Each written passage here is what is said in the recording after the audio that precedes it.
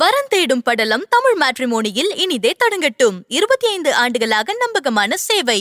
சினிமாவோட வியூவர்ஸுக்கு வணக்கம். இந்த வீடியோ ரிவ்யூல நம்ம பார்க்க இருக்கிற திரைப்படம் அமீர் கான், ஜெனீலியா நடிப்பில் வெளியாயிருக்கும் சித்தாரே ஜமீன் பர் அப்படிங்கிற இந்த படம் தான். இந்த படத்தை டைரக்டர் RS பிரசன்னா இயக்கியிருக்காரு. தமிழில் கல்யாண சமையல் சாதம் அப்படிங்கிற ஒரு படத்தை கொடுத்திருந்தாரு. அதோட ஹிந்தி ரீமேக்கையும் பண்ணியிருந்தாரு. அதுக்கு ஒரு ஸ்பிரிச்சுவல் சீக்வலுமே பண்ணியிருந்தாரு ஹிந்தியில். ஸோ இந்த மாதிரி தொடர்ந்து படங்கள் பண்ணிட்டு இருக்காரு. அமீர் கான் கூட இணைஞ்சிருக்காரு. அண்ட் இதில் இருக்கிற ஸ்பெஷாலிட்டி என்ன அப்படின்னா 2007 வெளியான அமீர் கானின் தாரே ஜமீன் பர் படத்தோட ஸ்பிரிச்சுவல் சீக்வல் அப்படிங்கிற மாதிரி தான் இந்த படத்தை வந்து மார்க்கெட் பண்ணியிருக்காங்க. பட் ஸ்டோரி லைனா அதுக்கும் சம்மந்தம் இல்லை. இன்ஃபேக்ட் நீங்கள் அந்த படத்தை பார்க்கலனா கூட இதை பார்க்கலாம். இது ஸ்டாண்டர்ட் மூவி தான் அப்படிங்கிறத மைண்டில் வச்சுக்கலாம். ஸோ இந்த படம் இன்னொரு ட்ரிவியாக ஒரு விஷயம் சொல்லணும் அப்படின்னா 2018 வெளியான சாம்பியன்ஸ் அப்படிங்கிற ஸ்பானிஷ் படத்தோட அஃபிஷியல் ரீமேக் தான் இந்த படம். ஸோ இதில் படம் பேசுகிற விஷயங்கள் என்ன, அதை எந்தளவு தெளிவாக பேசியிருக்காங்க, இதர ப்ளஸ் மைனஸ்கெல்லாம் என்ன, இதெல்லாமே இந்த ரிவ்யூவில் பார்க்கலாம். வாங்க ரிவ்யூக்குள்ளே போகலாம். படத்தோட ஒன்லைன் என்ன அப்படிங்கிறத பார்த்துடலாம். நல்லதொரு இன்ஃபேக்ட் சிறந்ததொரு பேஸ்கெட் பால் கோச்சான ஆமீர் கானுக்கு சில பிரச்சனைகளும் இருக்குது. அதில் முக்கியமானது அவரோட ஷார்ட் டெம்பரும் அந்த ஈகோவும் தான். அது ஒரு பேட் ஆட்டிடியூட் பர்சனாக அவரை வந்து காட்டுது. இன்ஃபேக்ட் அவரோட முன்கோவம் எந்த அளவுக்கு மோசமானது அப்படின்னா ஒரு நேஷனல் லெவல் டோர்னமெண்ட்டில் ஹெட் கோச்சை அடிச்சிடறாரு. அந்தளவுமே அவருக்கு கோவம் வருது. அதுக்கு அடுத்து ஒரு ட்ரங்க் அண்ட் டிரைவ் கேஸ்லையும் மாட்டிறாரு. இதுக்கான தண்டனையாக கோர்ட்டில் அவருக்கு கொடுக்கப்படுற ஒரு விஷயம் என்ன அப்படின்னு பார்த்தீங்கன்னா இன்டெலெக்சுவலி டிசேபிள்டு பர்சன்ஸ் இருக்கிற ஒரு பேஸ்கெட் பால் டீமுக்கு ஒரு கோச்சாக இருக்கணும். 3 மாதம் அவங்களுக்கு ட்ரைனிங் கொடுத்து அவங்க ஒரு நேஷனல் லெவல் டோர்னமெண்ட்டாக விளையாட போகிறாங்க. அதுக்கு இவர் வந்து ட்ரைனிங் கொடுக்கணும் அப்படிங்கிற மாதிரியும் சொல்லிடுறாங்க.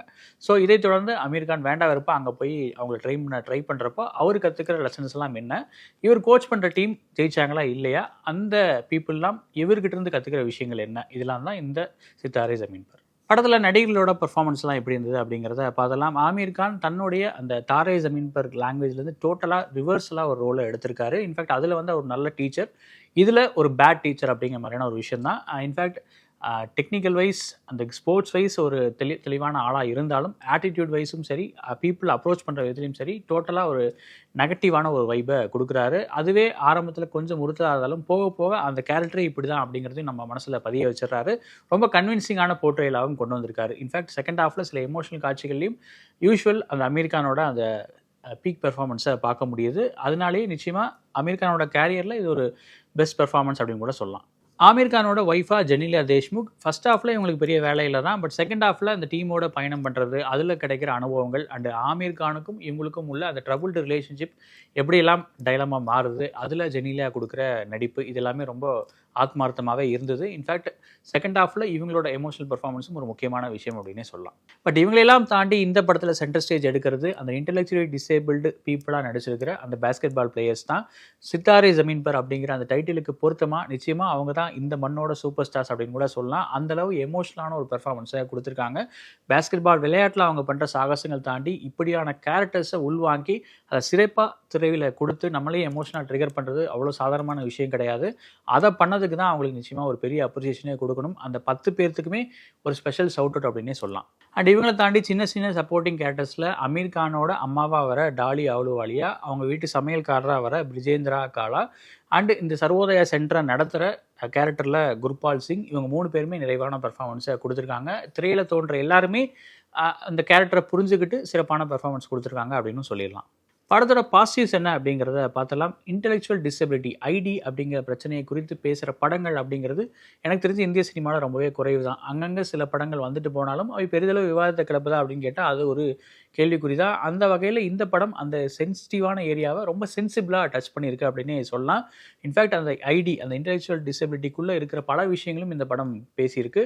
டவுன் சிண்ட்ரோமாக இருக்கட்டும், ஆர்டிசமாக இருக்கட்டும், இன்ஃபேக்ட் ஆர்டிசமோட இன்னொரு லெவலான இன்விசிபிள் ஆர்டிசமாக இருக்கட்டும், இது எல்லாத்தையுமே நீட்டாக அப்ரோச் பண்ணியிருக்காங்க படத்தில் அப்படின்னே சொல்லலாம். இந்த மாதிரி ஒரு விஷயத்த பேஸ்கெட் பால் கோர்ட்டை வச்சு நமக்கு சொல்லணும்னு ட்ரை பண்ண அமீர் கானுக்கு நிச்சயமாக பாராட்டுகள். அண்ட் இவ்வளோ சீரியஸான ஒரு சப்ஜெக்டை ஒரு ஹோல்சம் என்டர்டெய்னராக ஒரு ஃபீல் குட் மூவியாக கொடுத்த டைரக்டர் RS பிரசன்னாவுக்கும் வாழ்த்துக்கள். அந்த ஒவ்வொரு ஐடி பீப்புளோட கேரக்டர்ஸ் எழுதப்பட்ட விதமும் சரி, அதை அவங்க உள்வாங்கி நடித்த விதமும் சரி சிறப்பாகவே இருந்ததுன்னு சொன்னேன் இல்லையா. அவங்களோட கேரக்டர்ஸ் டெவலப் ஆகிற விதம், அவங்க மற்றவங்களுக்கு கற்றுத்தர விஷயங்கள், அவங்க சின்ன சின்ன விஷயங்கள் பண்ணியிருந்தாலும் அது எப்படி நம் பிற மனிதர்களுக்கு ஒரு பெரிய விஷயமா வந்து சேருது அப்படிங்கிறலாம் ரொம்ப நெகிழ்ச்சியான எபிசோட்ஸாகவே படம் கொடுத்துருக்கு.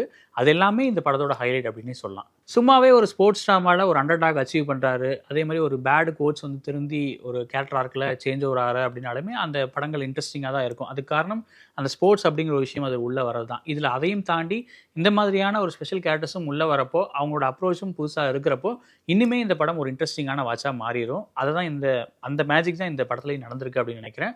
அதனாலே இதையும் ஒரு ஸ்பெஷல் பாசிட்டிவாக குறிப்பிட்டு சொல்லலாம். அதே மாதிரி விதி அப்படிங்கிறது நம்ம கைரேகையில் எழுதப்படுறது இல்லை, நம்ம குரோமோசோமில் எழுதப்படுது அப்படிங்கிற வசனமாக இருக்கட்டும், அவங்களுக்கு நான் எதுவும் டீச் பண்ணல, அவங்க தான் எனக்கு நிறையா டீச் பண்ணாங்க அப்படின்னு ஆமீர் கான் சொல்கிற வசனமாக இருக்கட்டும், இந்த மாதிரி படம் நடுங்க அங்கங்கே சில வசனங்கள் ஹைக்கூ மாதிரி நம்ம மனசில் ஒழிச்சிக்கிட்டே இருக்குது. அது எல்லாமே காட்சிக்கு பலம் சேர்த்துருக்கு, கதை அமைப்புக்கும் பலம் சேர்த்துருக்கு அப்படின்னு சொல்லலாம். அது முன்னாடியே சொன்ன மாதிரி இதில் ஒரு 10 ஐடி பீப்புள் நடிச்சிருந்தாலும் அவங்களோட கேரக்டர்ஸ் எழுதப்பட்ட விதம் எல்லாமே வந்து ஒரு தனித்துவமான விஷயமா தான் இருந்தது. அவங்களுக்கு இதை தாண்டியும் இருக்கிற சில பிரச்சனைகள் அப்படிங்கிறதும் ரொம்ப முக்கியத்துவம் கொடுத்து தான் எழுதப்பட்டிருந்தது. உதாரணத்துக்கு சில விஷயங்கள் சொல்லணும் அப்படின்னா, எப்போ பாரு காதை குடஞ்சிட்டே இருக்கிற ஒரு கேரக்டர், அண்டு தண்ணினாலே பயப்படுற ஒரு கேரக்டர், அண்ட் இதை தாண்டி ஸ்பீச் இம்பேர்மெண்ட் உள்ள ஒரு கேரக்டர், அப்புறம் இன்விசிபிள் ஆர்டிசம் உள்ள ஒரு கேரக்டர், இந்த மாதிரி நிறைய அடிக்கிட்டே போகலாம். எல்லா கேரக்டரும் தனித்துவத்தோடு எழுதப்பட்டிருக்கு. அதுக்கு அவங்களும் நீட்டான ஒரு போர்ட்ரேல கொடுத்துருக்காங்க. இன்ஃபேக்ட் ரொம்ப கண்ணியமான ஒரு போர்ட்ரேல் எல்லா கேரக்டர்ஸும் தெரிஞ்சுது அப்படின்னே சொல்லலாம். அண்ட் தாரா ஜமீன் பருக்கு மியூசிக் போட்ட சங்கர் ஏஷான் லாய் தான் இந்த படத்துக்கும் மியூசிக் போட்டிருக்காரு. ஆமீர் கான் அண்ட் சங்கர் ஏஷான் லாய் மேஜிக் இந்த படத்துலையும் ரீக்ரியேட் ஆயிருக்கு அப்படின்னே சொல்லலாம். ராம் சம்பத்தோட பேக்ரவுண்ட் ஸ்கோருமே எமோஷனல் காட்சிகளுக்கு நல்லது ஒரு எலிவேஷனையும் கொடுத்துருக்கு. எமோஷனல் காட்சிகள் பெரிய அளவு ஒர்க் ஆகணும் அப்படின்னா அந்த பிஜிஎம்மும் ஆம்பிளாக சப்போர்ட் பண்ணணும் இல்லையா, அதை இந்த படத்தை சரியாக பண்ணியிருக்காங்க. படத்தில் இதெல்லாம் பெட்டராக இருந்திருக்கலாம் அப்படிங்கிறத பார்த்துலாம். என்னதான் 100% பொலிட்டிக்கல் கரெக்ட்னஸோட ஒரு படத்தை எடுக்கணும்னு நினச்சாலும் அங்கங்கே சில குறைகள் தட்டுப்படும் தான். இன்ஃபேக்ட் நம்ம ஒரு தேர்ட் பர்சனாக இங்கிருந்து வெளியிருந்து பார்க்குறப்போ நமக்கு ஒரு சின்ன சின்ன குறைகள் தட்டுப்படும், ஒரு மனஸ்தாபமும் ஏற்படும். இது இன்னும் சரியாக பண்ணியிருக்கலாமோ அப்படிங்கிற ஒரு வருத்தமும் இருக்கும். அந்த மாதிரியான ஒரு பாயிண்டாக தான் இதை எடுத்துக்கணும். ஆரம்பத்தில் வர காட்சிகள் சிலது அப்படிங்கிறது வந்து அந்த காமெடி அப்படிங்கிற பேரில் சில விஷயங்கள் ட்ரை பண்ணியிருந்தாங்க. அது கொஞ்சம் மார்க் பண்ணுற மாதிரியான ஒரு தோரணையில் இருக்கும் அப்படிங்கிற ஒரு ஃபீல் இருந்துகிட்டே இருந்துச்சு. பட் அமீர் கானோட கேரக்டரே அப்படி தான் எழுதப்பட்டிருக்கு. இன்ஃபேக்ட் அந்த கேரக்டரோட ஒரு ரிடம்ஷனாக இருக்குது தான் இந்த படமே அப்படிங்கிறதுனால அதை ஓரளவு நம்ம மன்னிச்சு ஏற்றுக்கலாம்.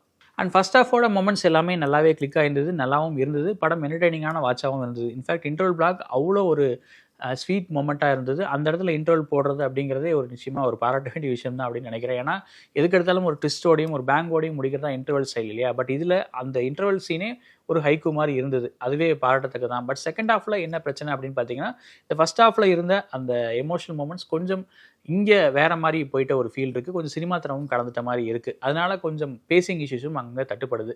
இதை கொஞ்சம் தெளிவாக அணுகியிருக்கலாம். அதே மாதிரி சொல்ல வந்ததை இன்னும் கிறிஸ்பாகவும் சொல்லியிருக்கலாம் அப்படின்னு ஃபீல் ஆச்சு. அண்ட் செகண்ட் ஹாஃபில் இருக்கிற அந்த சினிமாத்தனத்துக்கு சில எக்ஸாம்பிள் சொல்லணும் அப்படின்னா, அந்த ஃப்ளைட் டிக்கெட்டை இவங்க அரேஞ்ச் பண்ணுற விதமாக இருக்கட்டும், அந்த டோர்னமெண்ட்டில் நடக்கிற சில அப்ரோச்சஸ், சில விஷயங்களாக இருக்கட்டும், அதெல்லாமே இன்னும் கொஞ்சம் ரியலிஸ்டிக் டோனாக இருந்திருக்கலாம். அங்கே ரொம்ப சினிமா லிபர்ட்டி எடுத்துட்டாங்களோ அப்படிங்கிறதும் ஃபீல் ஆகுது. படத்தோட ஓவரால் வேர்டிக்ட் என்ன அப்படின்னு பார்த்தீங்கன்னா, நிச்சயமாக அந்த சிறு சிறு குறைகள்லாம் மறந்துட்டு இது ஒரு எமோஷனலான ஒரு ஃபீல் குட்டான ஹோல்சம் என்டர்டெய்னராக நிச்சயமாக ரசிக்கலாம் அப்படின்னு நினைக்கிறேன். அதனாலேயே இந்த படத்தை நான் வந்து ஒரு ஃபென்டாஸ்டிக் வாட்ச் அப்படின்னு ரேட் பண்ணுவேன். ஏன்னா சொல்லப்படாத ஒரு கதைக்களம், சொல்லப்படாத மனிதர்களை பற்றியது, அதை இந்தளவு என்டர்டெய்னிங்காகவும் எல்லாருக்கும் போய் சேர்கிற விதமாகவும் சொல்கிறது ரொம்பவே டஃப்பான விஷயம். அதை இந்த என்டையர் டீமுமே அச்சீவ் பண்ணியிருக்காங்க. அதனால தான் இந்த ரேட்டிங். அதே மாதிரி இன்னும் ஒரு சில விஷயம், ஒரு ஸ்பெஷல் அட்வைஸாக ஒரு விஷயம் சொல்லணும் அப்படின்னா, நிச்சயமாக குழந்தைகள் இந்த படத்தை நல்லாவே என்ஜாய் பண்ணுவாங்க அப்படின்னே சொல்லலாம். ஒருவேளை இந்த படத்தை நீங்கள் பார்த்துருந்தீங்க அப்படின்னா உங்களோட வியூ என்ன அப்படிங்கிறத கமெண்ட்ல சொல்லுங்கள். வேற ஒரு வீடியோ உங்களை மீட் பண்ணுறேன். நன்றி, வணக்கம். மகன் மகளுக்கு வரன் தேடுறீங்களா? கவலைய விடுங்க. உங்களுக்காகவே நம்பகமான வரன் பார்க்கும் சேவையை 25 ஆண்டுகளுக்கும் மேலாக செய்து வருகிறது தமிழ் மேட்ரிமோனி. இப்பவே ரெஜிஸ்டர் பண்ணுங்க.